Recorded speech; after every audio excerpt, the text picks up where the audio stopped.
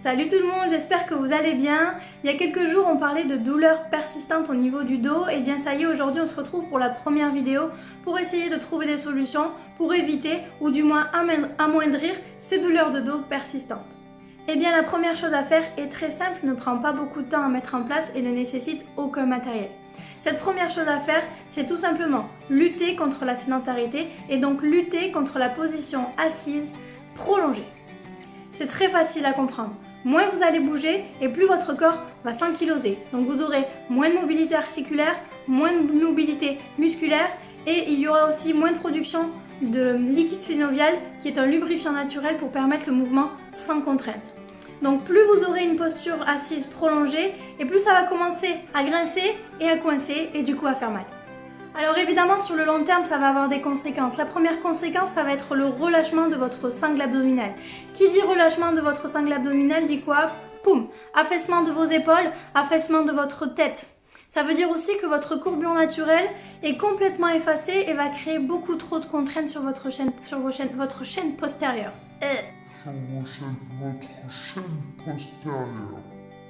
Je disais donc, va créer beaucoup trop de contraintes sur votre chaîne postérieure. Ce qui va se passer aussi, c'est que du coup, votre transverse, qui est le muscle le plus profond des abdominaux, et vos paravertébraux ne sont pas assez renforcés. Le transverse et les paravertébraux permettent vraiment de protéger votre structure, protéger votre colonne vertébrale. Et c'est hyper important qu'il soit renforcé et élastique, donc renforcé et étiré. Lorsqu'on a une position assise prolongée, ce qui se passe aussi, c'est une inhibition du grand fessier. Ça veut dire que votre grand fessier, c'est comme s'il était un petit peu anesthésié. Le grand fessier permet une extension de la hanche, donc permet de se lever, de marcher, de courir, de taper dans un ballon, etc., etc., etc. Il est normalement très sollicité lors de votre quotidien.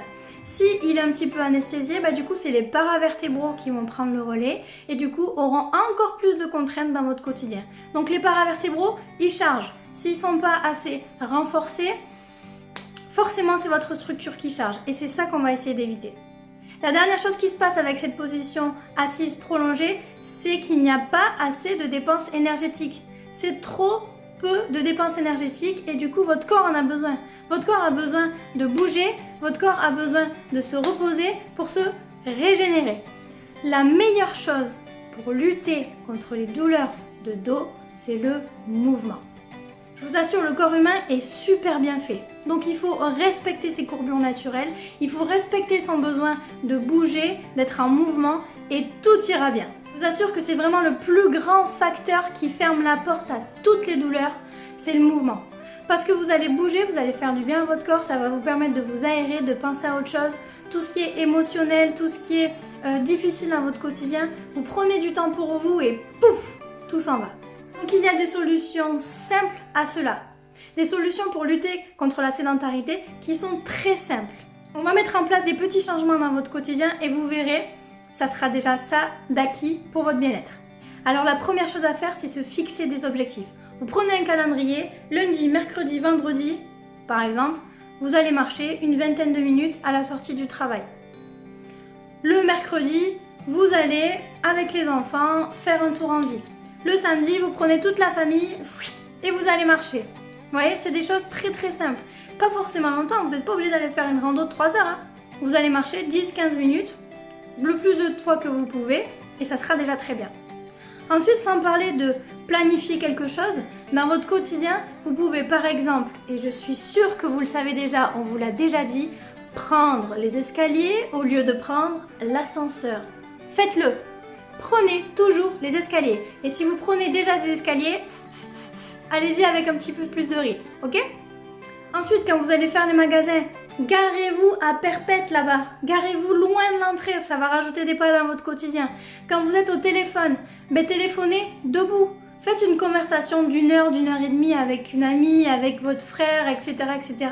Restez debout, marchez un petit peu, déroulez votre pas et vous verrez, ça sera super.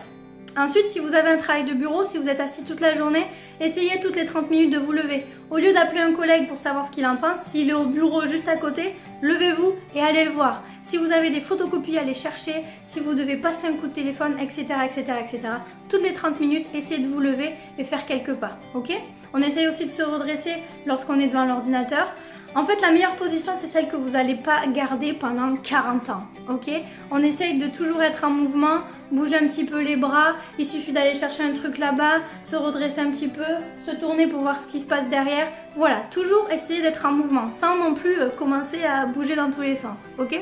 Donc voilà, vous l'aurez compris, le but du jeu c'est de remettre votre corps en mouvement, c'est de petit à petit dans votre quotidien rajouter des choses qui vous fait augmenter votre métabolisme basal, donc augmenter votre dépense énergétique. Ok, on essaye ça et vous me dites ce que ça donne. Vous n'hésitez pas à m'envoyer des messages, à me laisser un commentaire et vous me dites comment ça se passe. Je ne sais pas si vous allez essayer de mettre ça tout de suite en action parce que je sais que c'est les fêtes de fin d'année, mais en tout cas je peux vous assurer que ça peut faire partie des bonnes résolutions de 2022. C'est très simple à mettre en place, c'est des toutes petites choses à changer dans votre quotidien. En tout cas, passez une super journée et je vous dis à très vite. Ciao!